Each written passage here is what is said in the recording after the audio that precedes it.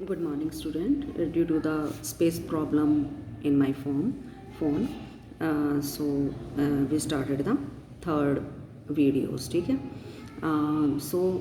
Let us continue. Give the name of the ये आपका second chapter.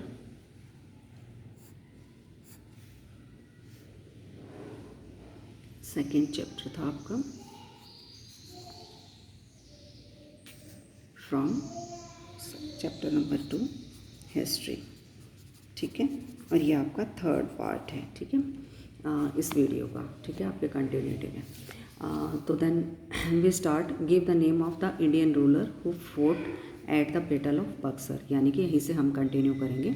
ठीक है, कि name of the Indian rulers का नाम बताइए जिन्होंने बैटल ऑफ बक्सर जो है वो लड़ा था. ठीक है, तो इसमें मैंने आपको बताया था सिराजुद्दौला, मीर कासिम एंड शाह आलम सेकेंड. ठीक है, ये इन्होंने जो है वो बैटल ऑफ बक्सर फोर्ट किया था.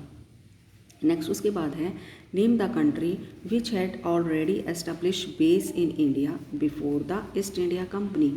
यानी कि कौन थे जिन्होंने ईस्ट इंडिया कंपनी से पहले यहाँ पर अपना रूल, यानी कि ट्रेड, आप रूल नहीं कह सकते, ट्रेडर्स की फॉर्म में आए थे ये. ठीक है, जो भी बाहर से आए थे, जैसे पोर्टुगल्स आए थे, फ्रेंच पीपल आए थे, उसके बाद आपके ईस्ट इंडिया कंपनी के आए थे. ठीक है, तो ये सभी जो है वो ट्रेडर्स की फॉर्म में आए थे. तो ये ट्रेड करने के लिए ईस्ट इंडिया कंपनी से पहले कौन आए थे? पोर्टुगल्स. ठीक है, ये अभी मैं आपको चैप्टर में रीड करवाऊँगी. देन उसके बाद है आपका name the person who occupied the English factor at Kasim Bazar. यानी कि जिसने कि इंग्लिश फैक्टर जो है वो हु ऑक्यूपाइड, यानी कि उसने अपने अंडर में कर लिए थे. ठीक है, English factor in at Kasim Bazar. Kasim बाज़ार में जो इंग्लिश ईस्ट इंडिया कंपनी ने जो फैक्टर्स, यानी कि फैक्ट्री को आप फैक्टर्स भी बोल सकते हो, जो एस्टेब्लिश किए थे, वो किसने ऑक्यूपाइड कर लिए थे? किस रूलर ने, किस नवाब ने? नवाब सिराजुद्दौला ने. ठीक है, देन उसके बाद है आपका जो नेक्स्ट क्वेश्चन है हु वर सूबेदार. सूबेदार कौन थे?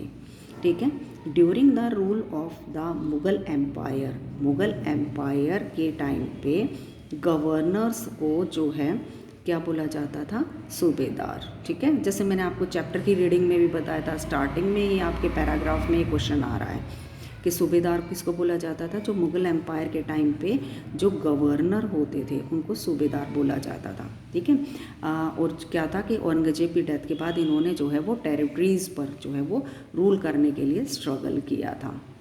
ठीक है, देन उसके बाद है what was the role of a puppet nawab in the court. जैसे मैंने आपको बताया भी है पीछे. To assist the British by granting them special privileges and grant. यानी कि उन्हें स्पेशल जो है वो प्रिविलेजेस और या है ग्रांट, यानी कि छूट जो है उन्हें मिल सके, इसलिए जो है वो नवाब को एक पपेट की तरह जो है वो रखना चाहते थे. देन उसके बाद है right about doctrine of lapse. यानी कि जो लैप्स की नीति थी, ठीक है, लैप्स इसको बोला जाता है कि ईस्ट इंडिया कंपनी को, इसको थोड़ा मैं डिटेल में आपको बता देती हूँ. देखिए कि जो आपके डॉक्ट्राइन ऑफ लैप्स वो क्या थी. इसमें क्या था? इफ़ एन इंडियन रूलर, कोई भी Indian rulers died without a male heir his kingdom. यानी कि देखिए जैसे कि कोई भी किंग है, उसका कोई भी सन नहीं है. ठीक है, उसके किंगडम पर रूल करने के लिए, ठीक है, तो वुड लैप्स, उसको जो है लैप्स कर लिया जाएगा, मिला लिया जाएगा, that it became part of company territory. यानी कि अगर कोई भी किंग जिसका कोई भी मेल, यानी कि लड़का, रूल करने के लिए नहीं है, तो उसकी टेरिटरी को लैप्स कर लिया जाएगा, और उसकी जो टेरिटरी होगी, उसका जो किंगडम होगा, उस किंग का जिसका सन नहीं है, उसको जो है वो क्या है कि कंपनी का जो है वो पार्ट हो जाएगा. यानी कि उसका जो किंगडम था वो कंपनी में मर्ज कर लिया जाएगा. तो बच्चे देखो, जैसे कि मैंने आपको क्वेश्चन और आंसर बताए हैं, तो इसके अलावा आप जो है वो खुद जो है इनको क्वेश्चन की फॉर्म में भी, नोट्स की फॉर्म में भी आप ऐड कर सकते हो. ज़रूरी नहीं है कि आप क्वेश्चन ही नोट करो फिर आप आंसर लिखो. इसके लिए जो है वो मैंने आपको, जैसे कि मैंने बताया है लास्ट क्वेश्चन में कि द डॉक्ट्राइन ऑफ लैप्स ये क्या थी, किसने, मतलब इसका रीज़न तो मैंने बता दिया था कि बीस कैरेट इसमें क्या था, ठीक है। तो ये क्या था कि आप सीधा नोट की फॉर्म में भी लिख सकते हो कि लॉर्ड डलहौजी ने इसको स्टार्ट किया था, जो कि गवर्नर जनरल था 1848 से 1856 में, ठीक है। तो क्या था कि इस तरह से आप नोट्स की फॉर्म में भी ये लिख सकते हो, ठीक है। तो बच्चे इस तरह से आपको, जैसे मैंने 31 क्वेश्चन सेंड किए हैं, इसी तरह से आप, ये तो बहुत ही कम है, आप जो है 50 भी, आप 30 भी, 40 भी, जितना भी आप अप्रॉक्सली मैक्सिमम कर सकते हो उतने आप 1 मार्क्स के क्वेश्चन कर सकते हो। देन उसके बाद मैं आपको जो है चैप्टर की रीडिंग स्टार्ट करवाती हूँ, जहाँ से हमने मतलब पीछे किया था उसको हम कंटिन्यूटी में लेते हैं, ठीक है। देखिए अब यहाँ तक मैंने आपको करवा दिया था। देन उसके बाद आपका क्या था कि द रॉयल चार्टर जो था, रॉयल जो आदेश था जो ईस्ट इंडिया कंपनी ने लिया था क्वीन एलिजाबेथ से, could not prevent other European power for entering the eastern market by the time of first English ship sail down the west coast of Africa round the cape of good hope and cross the Indian ocean. देखिए क्या था कि इस royal charter के according जो है वो east India company के अलावा कोई भी दूसरी जो है वो कंपनी यहाँ पर जो है वो ट्रेड नहीं कर सकती थी, ठीक है। तो उन्होंने जो है वो यहाँ से जो शिप से जो वो ट्रेड कर रहे थे, ये शिप आपका अफ्रीका से चल के कैप ऑफ गुड होप से जाके उन्होंने इंडियन ओशंस, यानी कि जो हमारा मेन ट्रेडिंग सेंटर था, आप 9th में पढ़ोगे कि इंडियन ओशन जो है वो ट्रेड के लिए कितना बेनिफिशियल था, तो यहाँ पर जो है वो आए थे, ठीक है, ट्रेड करने के लिए इस रास्ते से, ठीक है।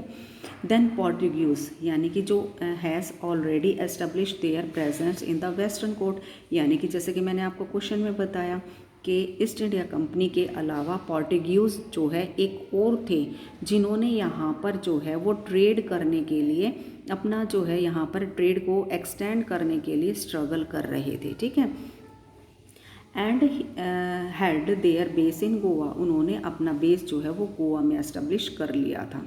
In fact it was Vasco D gamma. देखिए जैसे कि आपका देखो फर्स्ट क्वेश्चन ये बन सकता है कि ईस्ट इंडिया कंपनी से पहले कौन थे जिन्होंने यहाँ पर जो है establish their presence in the western coast, ठीक है।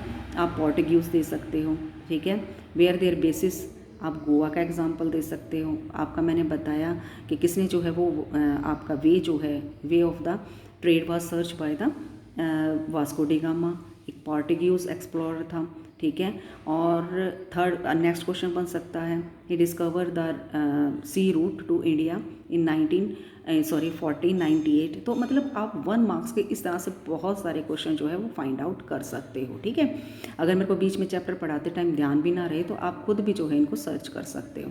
तो बच्चे मैंने आपको बताया कि पोर्टुगीज जो है वो गोवा में पहले ही एस्टेब्लिश थे अपने ट्रेडिंग को लेकर, ठीक है। और वास्को डी गामा था एक पोर्टुगीज एक्सप्लोरर जिसने कि क्या था कि सी रूट से जो है 1498 में यहाँ पर इंडिया का जो वे था, ट्रेड का जो वे था वो सर्च कर लिया था।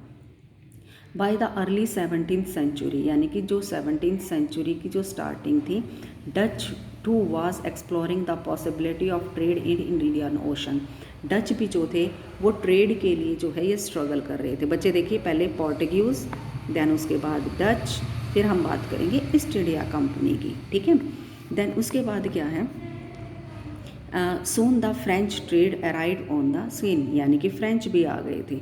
देखिए बच्चे 4 जो है आपकी यूरोपियन पावर इंडिया पे रूल करने के लिए रेडी हो गई थी। फर्स्ट आपकी पोर्टुगीज, देन उसके बाद डच, देन उसके बाद आपका फ्रेंच पीपल, देन उसके बाद ब्रिटिश, ठीक है। तो ये 4 पावर जो है वो ट्रेडर्स की फॉर्म में आई थी। लेकिन आपको मैं बेसिकली चीज़ बता देती हूँ कि ब्रिटिश ने पोर्टुगीज़ को, डच को और फ्रेंच सभी को डिफीट करते हुए यहाँ पर ट्रेडर्स की फॉर्म में आके यहाँ पर अपना रूल एस्टेब्लिश कर लिया था, ठीक है बच्चे। तो ये 4 आप पावर बता सकते हो। देन उसके बाद आपका देखिए the problem was that all the companies were interested by the same thing. Problem क्या थी कि जो ये सभी जो कंपनियां थी वो जो है सेम थिंग्स यानी कि इंडिया से जो है वो चीज़ें खरीदना चाहती थी लो रेट पे।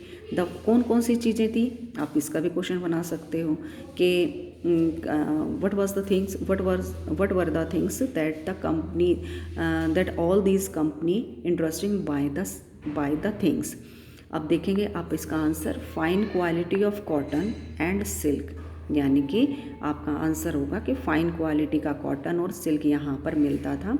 Had a big market in Europe, यानी कि यूरोप में जिसकी बहुत ज़्यादा डिमांड थी। आंसर आपका quality of, good quality of या फाइन क्वालिटी या गुड क्वालिटी आप बता सकते हो। Fine quality of cotton and silk produced in India had a big market in Europe, यानी कि आपका फर्स्ट ये हो जाएगा। सेकंड उसके बाद पेपर कॉल्व्स यानी कि लौंग, इलायची और आपकी कार्डेमोम, सिनेमोम्स, ये जो मसाले थे यानी कि जो साउथ से किए जाते थे, इनकी भी बहुत ज़्यादा डिमांड थी। ठीक है, फर्स्ट आप लिखोगे fine quality of cotton and silk, then उसके बाद पेपर, क्लॉव्स, कार्डेमोम, सिनेमोम, ये जो है इनकी इंडिया के ये प्रोडक्ट थे। ठीक है, जिनकी बाहर यूरोप में बहुत ज़्यादा डिमांड थी। Competition among the European company, ये जो कंपटीशन था इन चीज़ों के लिए, जो ये कंपनीज थी जो मैंने आपको बताई, पोर्टुगीज़ की, फ्रेंच की, डच की, ब्रिटिश की, इनके बीच में हैवी कंपटीशन हो गया था। ठीक है, inventory push the periods eight which these good could be purchase and reduced profit and could be earn. मतलब ये क्या चाहते थे कि जो है ये इनको कम रेट में खरीदें और जो है इनको बेच के जो है वो ज़्यादा इंटरेस्ट कमाएं। ठीक है, देन उसके बाद the only the trading company could flourish with the eliminate rivals competitor, यानी कि आपको पता है कि इन सभी को ट्रेडिंग कंपनी को हराकर कौन सी जो है कंपनी जीती थी? Yes, British east India company, यानी कि फ्रेंच पीपल को, पोर्टुगीज़ को, डच को और तीनों को हराकर जो है ईस्ट इंडिया कंपनी ने जो है अपना रूल एस्टेब्लिश कर लिया था। दो the 17th and 18th century, अगर हम 17th और 18th सेंचुरी की बात करें, the regularly sank each other ship, यानी कि इन्होंने बहुत ही स्ट्रगल किया आपस में, एक दूसरे के जो शिप थे वो डुबो दिए थे सी में। ब्लॉकेट रूट, उनके रूट को ब्लॉक कर दिया गया था। And prevented rival ship from moving their supply, उनकी सप्लाई के जो शिप थे उनको रोक दिया गया था। उनकी गुड्स को, जो शिप में जो गुड्स थी उनको रोक दिया गया था। Trades was carried on with arms and trading post were protecting their fortification. Then उसके बाद इन्होंने आर्म्स, जैसे कि आपने आगे आप पढ़ोगे, आर्म्स एक्ट भी था। ठीक है, जिसमें कि क्या था कि भाई कंपनी ही जो है वो आर्मी या मतलब वेपन्स रख सकती है, दूसरे कोई नहीं। ट्रेडिंग पोस्ट, यानी कि पोस्ट बना के ट्रेडिंग की, और फोर्टिफिकेशन, जो चारों तरफ जो है बड़ी बड़ी चौड़ी चौड़ी दीवारें बनाकर अपने फैक्टर्स के चारों तरफ इन्होंने ट्रेड को अपने अंडर में कर लिया था। This effort to fortify settlement and carry on profitable trade, इस तरह से उन्होंने अपने आप को जो है फोर्टिफाई मतलब सुरक्षित करके सेटलमेंट किया, और देन उसके बाद उन्होंने अपना ट्रेड जो है वो एस्टेब्लिश किया। Also led to intense conflict with local ruler, then उसके बाद इनको जो प्रॉब्लम फेस करनी पड़ी वो थी लोकल रूलर्स, यानी कि इंडियंस के जो रूलर्स थे उनको जो है फेस करना पड़ा। क्योंकि क्या था कि ये जो है, जैसे कि मैंने आपको बताया, जैसे कि आपके बंगाल के नवाब की हम बात करेंगे, आगे हम वो करेंगे, ये जो है ईस्ट इंडिया कंपनी जो है, ईस्ट इंडिया कंपनी जो है वो कभी भी जो है वो इंपोर्ट पर और एक्सपोर्ट पर जो है वो टैक्स देने के लिए जो है वो एग्री नहीं थी। तो लोकल जो रूलर थे इनके बीच में जो है कॉन्फ्लिक्ट का रीज़न मैंने आपको क्वेश्चन आंसर में भी बताया, यही एक मेन रीज़न था। ठीक है, this company therefore found it difficult to separate trade from politics. ठीक है, यानी कि ये सेपरेट करना चाहते थे पॉलिटिक्स को ट्रेड से। ठीक है, let us see how this happen, मतलब हम देखते हैं कि किस तरह से ये पॉसिबल हो पाया। पहले इन्होंने दूसरी जो ट्रेडिंग कंपनी थी, फ्रेंच हो गई, पोर्टुगीज़ हो गए, डच हो गए, उनको डिफीट किया। देन उसके बाद हम बात करते हैं लोकल रूलर्स की, किस तरह से उनको डिफीट किया था। तो फर्स्ट ऑफ ऑल जो बात करेंगे वो है आपकी East India Company began trade in Bengal, यानी कि ईस्ट इंडिया कंपनी ने बंगाल में किस तरह से जो है वो ट्रेड करना स्टार्ट किया था। ठीक है, तो आपका बंगाल जो था वो सबसे पावरफुल या ये कह सकते प्रॉस्पर्स जो टेरिटरी था। ठीक है, तो यहाँ से इनको देखना, आपको मैंने प्रीवियस वीडियो में भी बताया होगा किस तरह से यहाँ पर इन्हें बेनिफिट होना स्टार्ट हुआ था।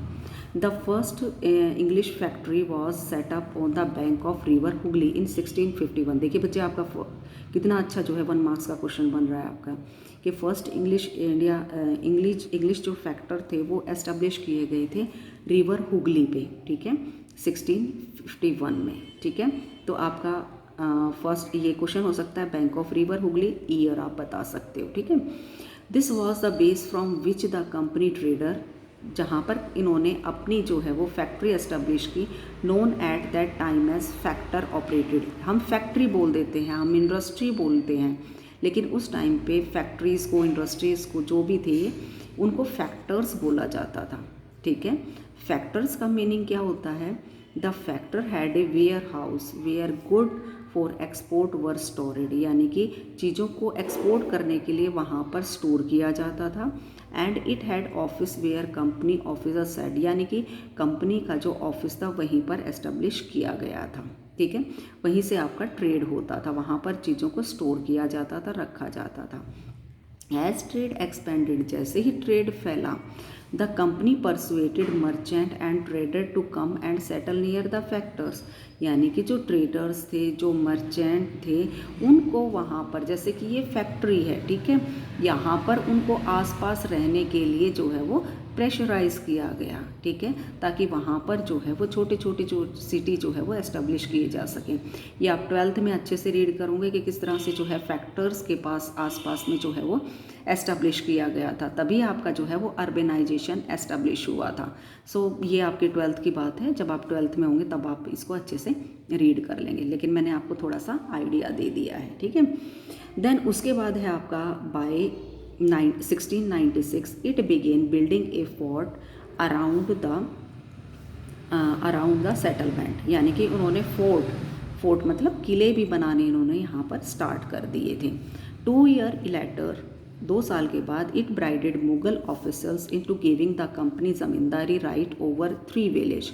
जैसे मैंने आपको 1 मार्क्स के क्वेश्चन में भी बताया था कि 3 जो विलेज थे वहाँ पर उनको कंपनी को जो है वो ज़मींदारी राइट जो है वो प्रोवाइड किया गया था मुगल की तरफ से। ठीक है, वन ऑफ दीज वाज कालीकता। ठीक है, एक आपका कालीकटा था जिसको कि कोलकाता बोला जाता है। ये आपका मैंने 1 मार्क्स में भी दिया है। इन 3 जो विलेज के नाम हैं वो भी मैंने आपको बताए हैं।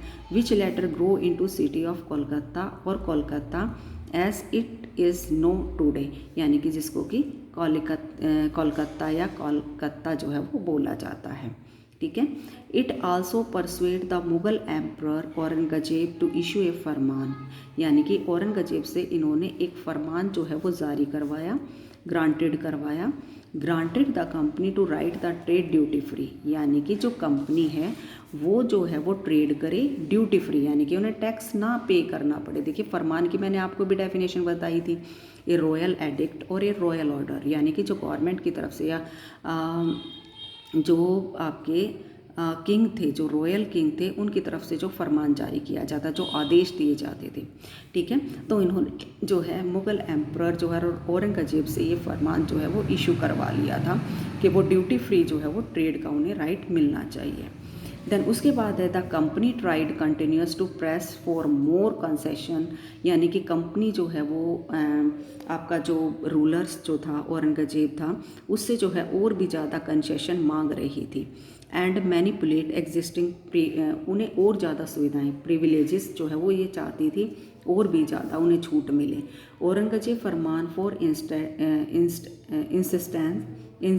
Instance had granted only the company the right to trade free duty, यानी कि सिर्फ कंपनी को ही राइट दिया था औरंगजेब ने अपने फरमान में। But officers of the company यानी were carrying on private trade on the side were accepted to pay duty, they have refuse to pay, यानी कि जो प्राइवेट ट्रेडर्स थे उन्होंने भी जो है कंपनी के साथ साथ जो है वो टैक्स पे करना जो है वो रिफ्यूज़ कर दिया था, ठीक है। Causing an enormous loss of revenue for Bengal, यानी कि बंगाल का जो नवाब था उसे जो है वो बहुत ही ज़्यादा लॉस हुआ, क्योंकि देखिए मेन क्या है, अगर हम इंडिया की भी रिसेंटली बात करें तो हमारा क्या है कि ट्रेड में जो इंपोर्ट और एक्सपोर्ट होता है वही हमारी इनकम का मेन सोर्स होता है, ठीक है। तो अगर हम पहले की बात करें तो बंगाल का जो नवाब था उसकी भी यही प्रॉब्लम थी, उसको भी यही प्रॉब्लम फेस करनी पड़ी कि ईस्ट इंडिया कंपनी के साथ साथ जो दूसरे प्राइवेट ट्रेडर्स थे उन्होंने भी जो है वो टैक्स इंपोर्ट पर और एक्सपोर्ट पर दोनों का ही मना कर दिया था, ठीक है। तो they have refuse to pay the revenue to the Nawab of Bengal, ठीक है। तो how could the Nawab of Bengal, जो उस टाइम पे कौन था, मुर्शीद कुली खां, नॉट प्रोटेस्ट, यानी कि मुर्शीद कुली खां जो था उसके लिए ये बहुत बड़ी प्रॉब्लम हो गई थी, क्योंकि उसका जो सोर्स ऑफ इनकम था, एक minute, they have refuse to pay causing enormous loss of revenue for the Bengal, यानी कि रेवेन्यू जो था, जो भूमि कर था वो भी एक प्रॉब्लम बन रही थी, ठीक है। तो इसके अलावा जो था ये रेवेन्यू की तो प्रॉब्लम थी ही थी, लेकिन इसके अलावा जो था कि वो टैक्स पे नहीं कर रहे थे, ठीक है। ईस्ट इंडिया कंपनी और दूसरे जो प्राइवेट वो थे वो टैक्स पे नहीं कर रहे थे, तो उस टाइम पे जो बंगाल के जो नवाब थे उन्हें बहुत ही प्रॉब्लम का फेस करना पड़ रहा था। तो देखिए बच्चे, आपका मैं जो है यहीं तक आपका चैप्टर इस वीडियो में करवा रही हूँ। नेक्स्ट जो आपका आएगा उसी तरह से आपको जो है ये क्वेश्चन आंसर जैसे आपको अटैम्प्ट करने हैं, आपका जो है आपको फिर मैं बता रही हूँ, आपको स्कूल की वेबसाइट पे जाना है, देन आप अपनी डेट शीट को, अपने टाइम लिमिट को और किस तरह से आपको अटैम्प्ट करना है, आप उसको ईजिली आप कर पाएंगे, ठीक है। तो आपको हेजिटेशन करने की ज़रूरत नहीं है, आप मेरे को कॉल भी कर सकते हो, सिलेबस से रिलेटेड अगर कोई बात है तो वो भी आप बात कर सकते हो, ठीक है। तो बच्चे, जो मैंने आपको बताए हैं, जिस तरीके से मैंने आपको बताए हैं उस तरह से आप चैप्टर की रीडिंग लोगे, ठीक है। और क्या है कि आप खुद जो है वो सेल्फ स्टडी करोगे। कई बच्चों के मैंने कॉल किए हैं तो उनके पेरेंट्स कह रहे हैं कि भाई बच्चे जो है वो हमें प्रेशराइज़ कर रहे हैं कि भाई आप करवाओ या वो करो। नहीं बच्चे, आप 8th क्लास में हैं, आप खुद जो है वो चैप्टर रीडिंग करेंगे, आप पेरेंट्स की बिल्कुल हेल्प नहीं लोगे, आप 8th क्लास में आप खुद स्टडी कर सकते हो। तो आप इसी तरह से 1 मार्क्स के क्वेश्चन फाइंड आउट करोगे, चैप्टर की रीडिंग करोगे और आप अपना पीरियोडिक जो टेस्ट है वो बहुत ही अच्छे से अटैम्प्ट करोगे। आपको सिर्फ PDF के क्वेश्चन पे ही डिपेंड नहीं रहना है, आपको वीडियो देखनी है, चैप्टर की रीडिंग करनी है, PDF के क्वेश्चन लर्न करने हैं, देन उसके बाद आप 1 मार्क्स के क्वेश्चन फाइंड आउट करोगे। और वो मैं आपको मतलब हर PDF में आपको एक्सरसाइज रिवीजन के जो है वो मैं आपको सेंड करती रहूँगी, ठीक है। तो आपको जो है स्कूल की वेबसाइट पे जाके आपको पेपर सॉल्व करना है, ठीक है।